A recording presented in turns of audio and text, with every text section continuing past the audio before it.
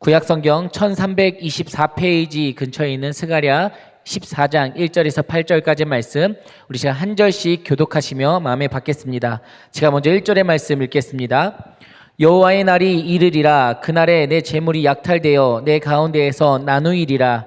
내가 이방 나라들을 모아 예루살렘과 싸우게 하리니 성읍이 함락되며 가옥이 약탈되며 부녀가 욕을 당하며 성읍 백성이 절반이나 사로잡혀 가려니와 남은 백성은 성읍에서 끊어지지 아니하리라. 그때 여호와께서 나가사 그 이방 나라들을 치시되 이왕의 전쟁 날에 싸운 것 같이 하시리라.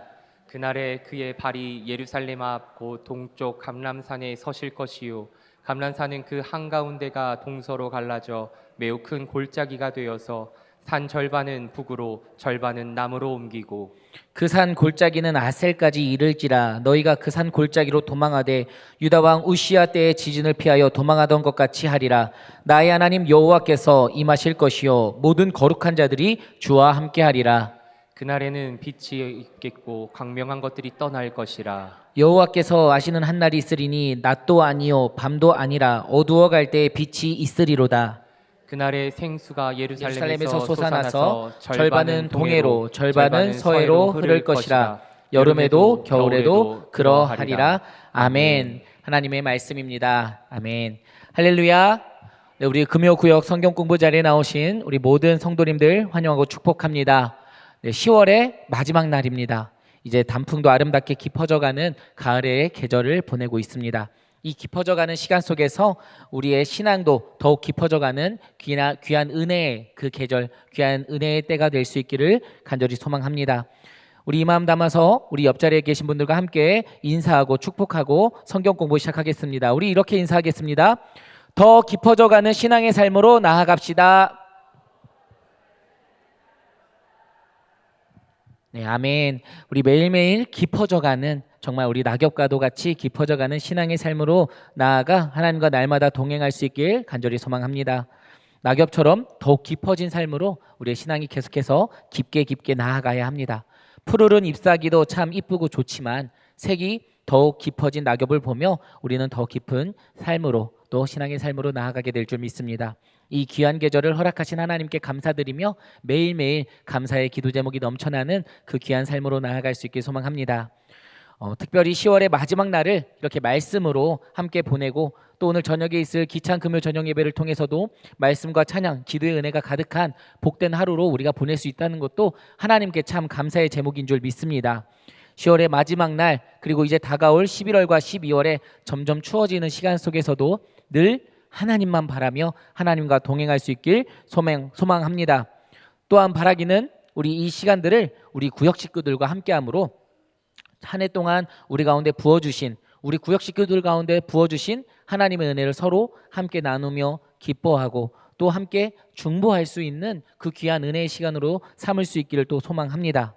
그렇게 된다면 더욱 은혜가 풍성한 우리 남성교회 귀한 영적 재단이 될 줄 믿습니다. 함께 모여서 은혜를 나눌 수 있다는 것이 우리 그리스도인들에게 주어진 귀한 특권인 줄 믿습니다.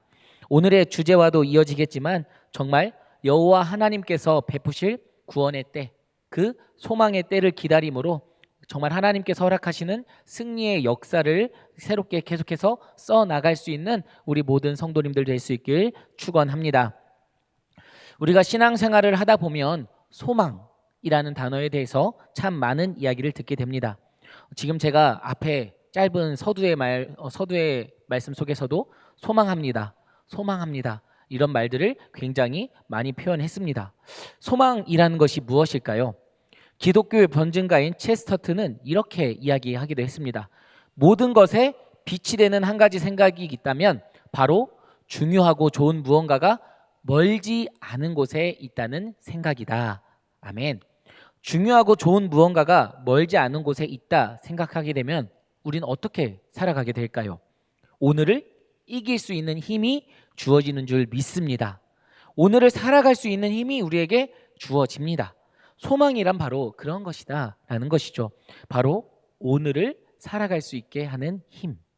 도저히 살아갈 수 없는 상황 속에서, 환경 속에서 극복하지 못할 것만 같은 그 고난 앞에서 고난을 극복하게 하는 힘. 그것이 바로 하나님께서 우리에게 주시는 소망의 힘이 아닐까 합니다.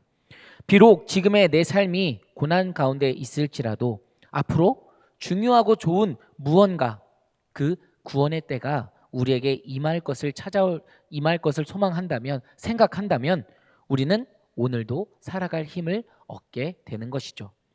우리 그리스도인들은 앞으로 찾아올 중요하고 좋은 무언가를 구원의 때, 구원의 날, 은혜의 때라고 표현을 합니다.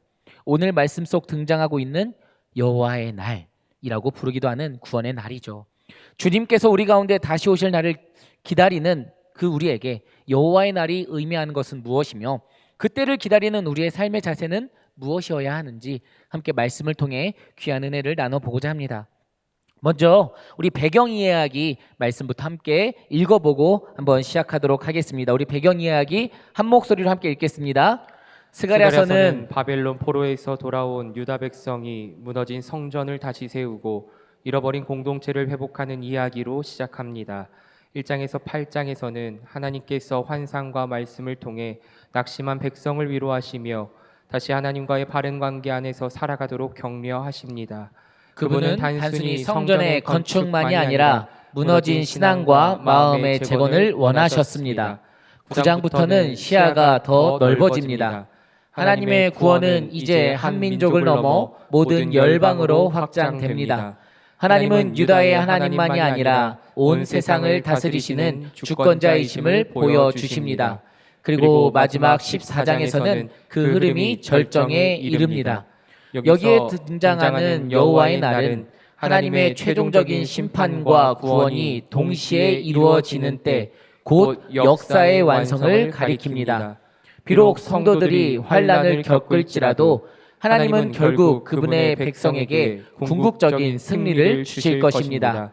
결국 스가랴서는 한 민족의 회복 이야기에서 시작해 온 세상을 새롭게 하시는 하나님의 구속 역사로 확장되는 말씀입니다. 아멘. 우리 스가랴서에 대해서 다들 아시듯 스가랴서는 이스라엘의 회복, 유다 백성들의 회복에 대해서 기록한 예언서입니다. 이스라엘 백성들은 스스로의 죄로 인해서 하나님께 심판받을 수밖에 없었습니다. 그래서 예루살렘의 성벽과 그들이 그토록 자랑하던 예루살렘의 성전마저도 무너지게 되는 그 역사적 아픔을 겪게 됩니다. 그래서 바벨론에서 포로의 생활을 지내야 했죠. 하지만 심판은 심판으로 끝나지 않았습니다. 하나님께서는 회복의 때를 허락하셨죠. 바벨론 포로 생활이 끝나고 예루살렘으로 돌아온 이스라엘 백성은 성벽을 재건하고 성전을 재건했습니다. 그들은 성벽과 성전이 재건된다면 자신들의 모든 삶이 회복될 것이라 믿어 의심치 않았습니다. 하지만 우리가 지난 시간에 살펴보아서 알겠지만 성벽과 성전을 재건했다고 해서 끝이 아니었습니다. 왜냐하면 아무리 외형적인 성벽과 성전이 재건되었을지라도 그들의 마음이 하나님께로 온전히 돌아오지 않았다면 아직 돌아오지 않은 것, 아직 회복이 온전히 임하지 않은 것이었기 때문입니다. 하나님께서는 스가랴 선지자를 통해서 그들이 다시금 하나님과 바른 관계를 맺으며 살아갈 수 있도록, 하나님과 바른 관계를 맺는 것이란 무엇이며 내가 너희들을 꼭 구원하고 회복시킬 것이다 라는 그 약속의 말씀을 계속해서 허락하고 계셨던 것입니다. 참된 경건의 생활, 우리 마음의 중심이 하나님께로 향해 있는 것을 주님은 원하고 계셨습니다. 이것이 스가랴 8장까지의 내용입니다. 그런데 9장 이후부터는 하나님의 구원의 은혜가, 구원의 계획이 단순히 이스라엘 땅, 유다 땅에만 속해 있는 것이 아니라 온 열방을 향해 열려있는 하나님의 구원 역사임을 드러내십니다.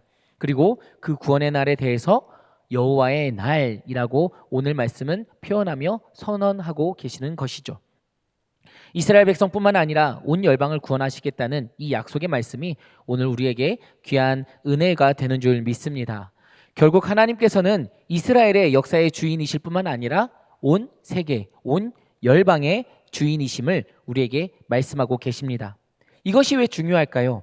이것이 왜 우리에게 소망이 되는 것일까요?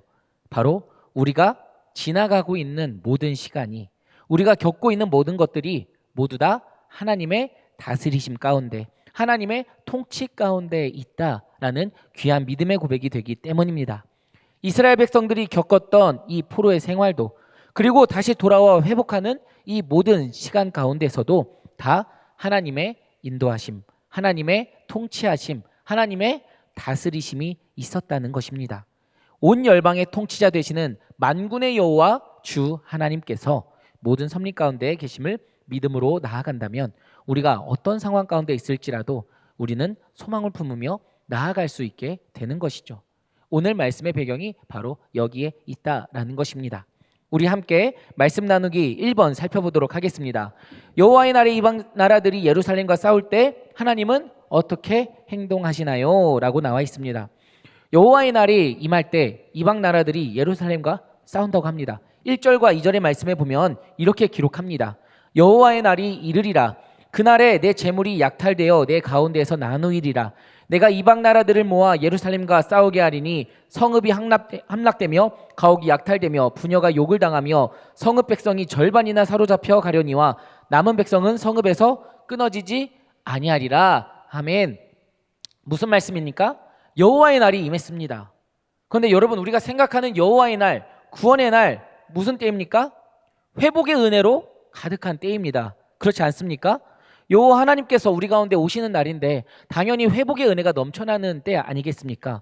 그렇다면 그런데 오늘 말씀은 뭐라고 얘기하고 있습니까? 말도 안 되는 심판과 처참한 환경이 주어진다라고 오늘 말씀은 말씀하고 있다라는 것이죠. 하나님께서는 이스라엘 백성을 선택된 백성으로 부르시고 그들을 지켜주시겠다 약속하셨습니다. 하지만 지금은 그 언약이 보이지 않는 것 같기도 합니다. 왜 그렇습니까? 이스라엘 백성의 죄악 때문입니다. 하나님은 이스라엘 백성의 죄악을 그냥 방관하지 않으셨습니다. 이방 민족들을 통해서라도 그들이 깨닫기를 원하고 계셨습니다. 그래서 다시 하나님께로 돌아오기를 바라고 계셨던 것이죠. 오늘 말씀 1절과 2절은 그것을 우리에게 말해주고 있습니다. 여호와의 날이 임했는데 그날은 심판과 정화의 날, 그때라고 말이죠. 그런데 여러분, 이 말씀은 단순히 과거의 예루살렘이 경험한 역사적인 아픔, 그러한 현실만을 이야기하고 있는 것이 아닙니다. 바로 마지막 때에 우리가 당하게 될 우리의 환난과 고난에 대해서 상징적으로 드러내고 있는 것이기도 하다라는 것이죠. 예수 그리스도께서 다시 오시는 재림의 때를 앞둔 이 마지막 시대에 그리스도인들이 겪게 될 영적인 전쟁 그리고 사회적인 박해를 상징적으로 보여주고 있는 장면이기도 합니다. 여러분, 이 1절과 2절의 말씀 속에서 소망이 보이십니까? 희망이 보이십니까? 아멘. 믿음으로 바라본다면 그 소망과 희망이 보이게 되는 줄 믿습니다. 사실 그런데 우리의 그냥 일반적인 눈으로 본다면 보이지 않습니다. 절망만이 가득한 그런 상황이기도 합니다. 포위당하고 절반이 포로로 끌려가고 부녀가 욕을 당하게 되는 처절한 고통의 때를 이야기하고 있습니다. 그런데 여러분, 그 가운데서도 하나님은 희망을 남겨두고 계신다라는 것이죠. 2절의 끝부분입니다. 남은 백성은 성읍에서 끊어지지 아니하리라. 남은 백성은 성읍에서 끊어지지 아니하리라. 새 번역에서 이렇게 번역합니다. 그러나 이 도성 안에 나머지 백성은 살아남을 것이다. 남은 자들이 있어서 하나님께서 그들로 하여금 다시 회복의 때를 선포하게 하시겠다라는 말씀입니다. 여러분, 우리가 흔히 이야기할 때 여호와의 날이 온다는 것은 복된 소식입니다. 그렇지 않습니까? 그런데 여러분, 사실 여호와의 날은 심판의 날이라는 의미입니다. 이 땅을 향한 하나님의 심판이 임하는 때입니다. 특별히 주님을 믿지 않는 이들에게는 더욱 그러하겠죠. 그렇기 때문에 믿는 우리에게도 꼭 평화의 때, 평안의 때만을 의미하지는 않습니다. 온 세상이 들끓게 될 것이기 때문이죠. 하지만 그 가운데서 우리가 소망을 놓지 말아야 할 것은 하나님께서 이 모든 상황을 다스리고 있다는, 그리고 이 모든 상황의 주권자 되신다는 것입니다. 그리고 남은 자들을 통하여서 하나님의 은혜를 선포하겠다라고 말씀하시는 그 약속이 있기 때문입니다. 또한 3절의 말씀을 통해서 우리가 다시금 우리는 소망을 품을 수 있게 됩니다. 우리 3절의 말씀 함께 한 목소리로 읽어보겠습니다. 그때에 여호와께서 나가사 그 이방 나라들을 치시되 이왕의 전쟁 날에 싸운 것 같이 하시리라. 아멘. 분명히 하나님께서 이방 나라들을 들어서 사용하신다고 했는데 이제는 그때에 여호와 하나님께서 이방 나라들을 치시겠다, 친히 싸우겠다 약속하고 계십니다. 왔다 갔다 하는 하나님이실까요? 아닙니다. 물론 이스라엘 백성의 죄악으로 인해서 하나님께서는 이방 나라를 통하여 이스라엘 백성을 심판하셨지만 이방 나라들도 하나님의 도구로서 만족하지 못하고 이 기회를 틈타 자신들의 욕심을 더욱더 채우려고 했던 것이었죠. 그렇기 때문에 하나님께서는 이제 자신이 용사가 되어서 이방 나라들과 친히 싸우겠다 말씀하십니다. 그런데 싸우시는데 이왕의 전쟁 날에 싸우는 것처럼 하시겠다 말씀하시죠. 오늘 3절의 말씀을 공동 번역에서는 이렇게 번역하고 있습니다. 그때 야훼께서 싸움이 터질 때마다 적진을 향해 돌진하셨듯이 출동하시리라. 아멘. 뭐라고요? 적진을 향해 돌진하시듯이 출동하시겠다 말씀하십니다. 어떻습니까? 굉장히 역동적으로 움직이고 계시는, 굉장히 역동적으로 우리를 지키시고 계시는 하나님의 모습이 상상이 되지 않으십니까? 우리의 고난과 환난 가운데에서 하나님께서 우리를 그냥 내버려 두시는 것이 아니라 오늘의 말씀처럼 역동적으로 움직이시고 싸우고 계신다는 것을 우리는 기억해야 합니다. 이 말씀이 그렇기 때문에 우리에게 소망의 말씀이 되고 있는 것입니다. 하나님이 우리를 대신해 싸우시고 결국 승리하신다는 이 놀라운 약속은 지금 고난의 때를 살아가고 있는 우리에게 큰 위로와 소망을 주게 됩니다. 때로는 고난이 너무 극심해서, 너무 커서, 그것이 너무 버거워서 혼자서는 감당할 수 없다고 생각이 될 때가 있기도 합니다. 그런데 여러분, 우리가 그때 다시 우리의 눈을 들어 하나님을 바라볼 수 있어야 할 줄 믿습니다. 우리를 위해서 대신 싸워주고 계시는 그 하나님의 놀라운 은혜를 바라볼 수 있어야 합니다. 하나님께서 우리를 대신해 싸우고 계시며 또한 우리의 구역 식구들도 우리가 함께 도망하지 않고 내 옆에서 함께 싸우고 있다는 그 사실을 기억한다면 우리가 아무리 큰 어려움과 고난 가운데 있을지라도 오늘을 살아가고 오늘을 버틸 수 있는 힘이 우리 가운데 주어지게 되는 줄 믿습니다. 여호와의 날이 임하는 그때 참된 구원의 은혜가 임하는 그날이 우리에게 속히 오게 될 것입니다.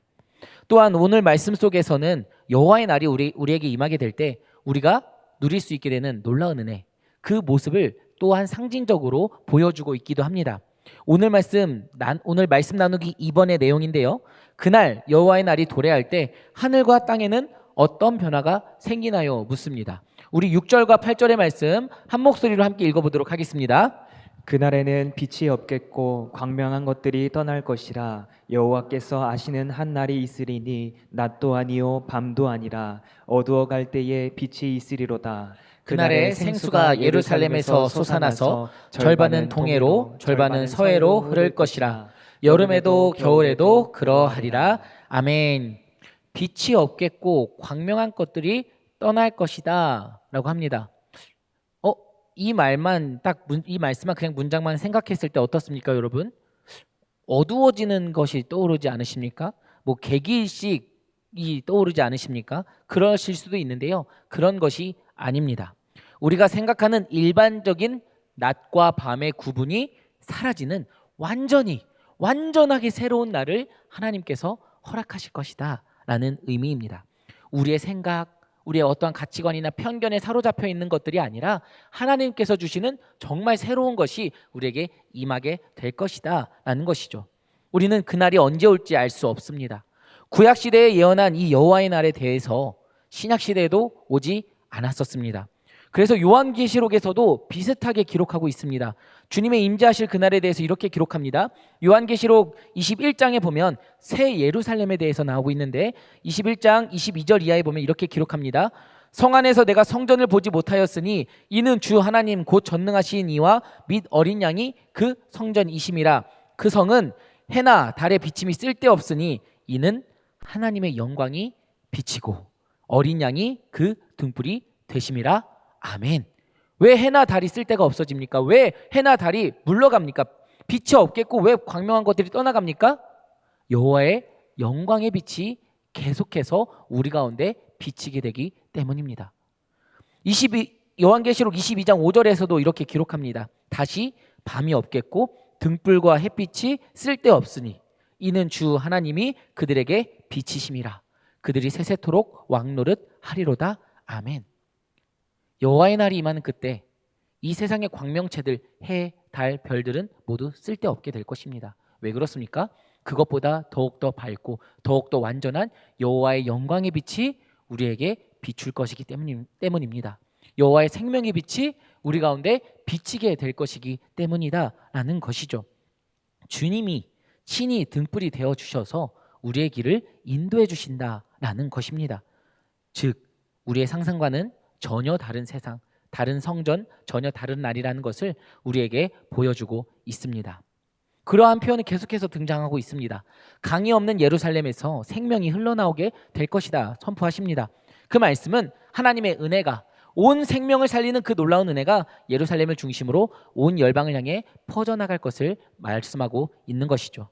여름에도 겨울에도 그러하리라, 이 표현은 여호와 하나님의 은혜의 물결이 시간과 계절 등 외적인 조건에 상관없이 계속해서 끊임없이 영원히 흐르게 될 것이다 라는 것을 우리에게 보여주고 있습니다. 즉 오늘 말씀은 주님께서 이 땅 가운데 다시 임하시는 그때 온 열방을 향한 하나님의 온전한 회복과 구원의 은혜를 예언하고 있는 것입니다. 여러분, 지금 가을의 계절 너무 아름답지 않습니까? 하지만 이 세상의 아름다움은 언젠가 사라집니다. 지금도 낙엽이 너무나도 아름답게 매달려 있지만 시간이 지나면 이 낙엽이 지나고 낙엽이 지고 앙상한 나뭇가지만 남은 겨울의 계절이 찾아오기도 합니다.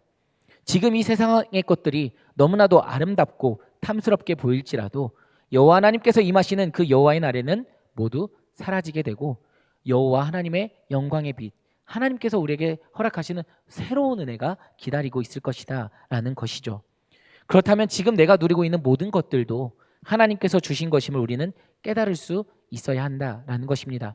이것 또한 잠시 내게 있다 사라질 것이다 라는 그 믿음의 고백이 우리 가운데 있어야 한다라는 것이죠. 이 사실을 기억한다면 우리에게 주신 것들을 기꺼이 우리는 하나님 앞에 다시 내어놓을 수 있게 됩니다. 혹여나 우리가 집착하고 있는 것들이 있다면 하나님 앞에 내려놓고 말씀만을 붙들어야 할 줄 믿습니다. 세상의 권력, 세상의 물질을 탐하기보다는 멀지 않는 날에 우리에게 임할 여호와의 날을 기대하며 그것만을 바라보며 살아가야 한다라는 것이죠. 이 세상과는 전혀 다른 새로운 세상의 가치, 전혀 다른 세상의 모습, 그리고 생명까지 우리가 이 세상의 것을 내려놓고 하나님만을 붙잡을 때 누리게 될 줄 믿습니다. 이 말씀이 오늘 말씀 다지기에 기록이 되어져 있습니다. 우리 말씀 다지기 함께 한 목소리로 읽어보겠습니다. 마지막 날에 하나님은 성도를 위해 성도를 대신해 싸우시며 모든 악과 원수를 완전히 멸망시키실 것입니다. 하나님의 승리는 성도의 승리가 됩니다. 그렇기에 우리는 세상에서 고난을 당할지라도 소망을 품을 수 있습니다. 지금 겪는 고통은 잠시일 뿐이며 그 끝에는 영광이 기다리고 있습니다. 그날이 오면 땅에 속한 것들은 안개처럼 모두 사라집니다. 그러므로 세상 권력과 재물을 쫓지 말고 하나님의 영광 안에 영원히 머물게 될 것을 믿음의 눈으로 바라보아야 합니다. 여호와의 날에 대한 약속은 성도에게 오늘을 살아갈 힘이자 궁극적인 소망입니다. 아멘. 여러분, 정리해 보겠습니다. 여러분은 고난에 대해서 어떻게 생각하십니까? 지금 우리 삶 가운데 찾아온 고난. 우리가 말씀을 통해서도 우리 믿는 그리스도인이 고난에 대해서 어떻게 생각해야 할지 알 수 있게 됩니다. 말씀은 우리에게 뭐라고 합니까? 고난 중에 기뻐하라. 고난 중에 즐거워하라. 환난 중에 즐거워하라 라는 말씀으로 권면합니다. 여러분, 우리가 어떻게 고난 중에 즐거워하고 환난 중에 기뻐할 수 있을까요? 정말 이 기뻐하라, 즐거워하라 라는 말이 우리의 어떠한 감정적인 즐거움, 감정적인 기쁨일까요? 고난이 찾아오면 오케이, 또 왔어 이러면서 우리가 정말 이렇게 기뻐할 수 있을까요? 아니다라는 것이죠. 사도 바울은 감옥 속에서 이렇게 편지합니다. 빌립보서 4장 11절 이하의 말씀입니다. 내가 궁핍함으로 말하는 것이 아니니라. 어떠한 형편에든지 나는 자족하기를 배웠노니 나는 비천에 처할 줄도 알고 풍부에 처할 줄도 알아. 모든 일 곧 배부름과 배고픔과 풍부와 궁핍에도 처할 줄 아는 일체의 비결을 배웠노라. 내게 능력 주시는 자 안에서 내가 모든 것을 할 수 있느니라. 아멘. 여기서 말하는 모든 것을 할 수 있다라는 말은 모든 고난을 이겨낼 수 있다 이런 말일까요? 사도 바울이 지금 감옥 속에 있을지라도 내가 이 고난을 이겨낼 수 있다라는 말일까요? 그 의미보다는 앞서 말한 내가 어떠한 상황 속에서도 자족할 수 있다. 그러므로 내가 모든 상황 속에서도 자족할 수 있다라는 의미가 되는 것입니다. 이 자족하다라는 것은 다 잃어버린 상태에서 남아있는 상태에 대한 만족을 의미하지만은 않을 것입니다. 사도 바울이 지금 죽은 것보다 감옥에 있는 것이 너무 좋아서 감옥에서 살고 싶다. 나는 이곳에서 만족한다. 이야기하는 것이 아닙니다. 사도 바울은 지금 자신이 처한 상황, 처한 상태에 만족하는 것이 아니라 지금 자신이 이러한 상황 가운데 있을지라도 하나님의 주권에 대해서 만족하고 있다는 것을 우리는 기억해야 합니다. 사도 바울이 원했던 것은 자신이 그동안 지나온 삶이 너무 힘들기 때문에 이제 여호와 하나님의 때가 임하기를 바랬던 것입니다. 하지만 그렇지 않을지라도 이 상황 또한 하나님의 주권 가운데 있다면 나는 하나님의 다스리심에 만족하겠다라는 의미가 바로 이 자족하다라는 의미가 될 것입니다. 사도 바울은 또한 로마서에서 환난 중에 즐거워하라고 말합니다. 이 즐거워하다라는 단어가 여기서 신약성경에서 처음 사용이 되어지는 단어인데요. 이 단어를 세번역에서는 이렇게 표현합니다. 자랑합니다라고 말이죠. 즉 환난 중에도 하나님을 자랑하겠다라는 의미입니다. 여러분, 자랑하기 위해서는 하나님을 인정해야 하는 줄 믿습니다. 하나님의 주권을 인정해야 하는 것이죠. 내가 환난 중에 있을지라도 하나님을 인정하겠습니다 라는 사도 바울의 고백이 되는 것입니다. 사랑하는 여러분, 오늘 스가랴에서의 말씀은 이 놀라운 하나님의 다스리심을 보여주고 있습니다.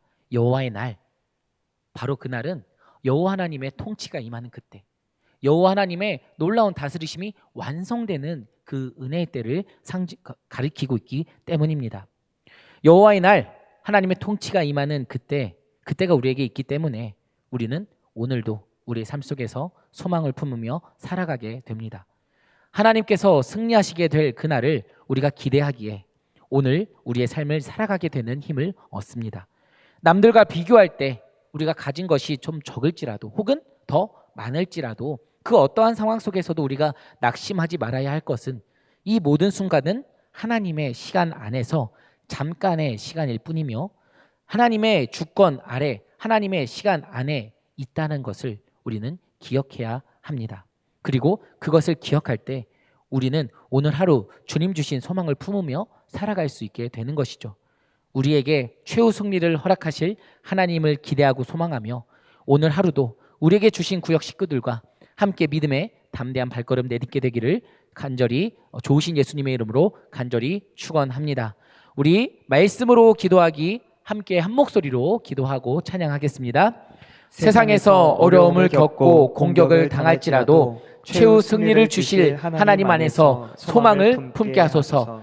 장차 완성될 하나님 나라를 바라보며 영원하고 참된 가치를 분별하고 추구하게 하소서. 아멘.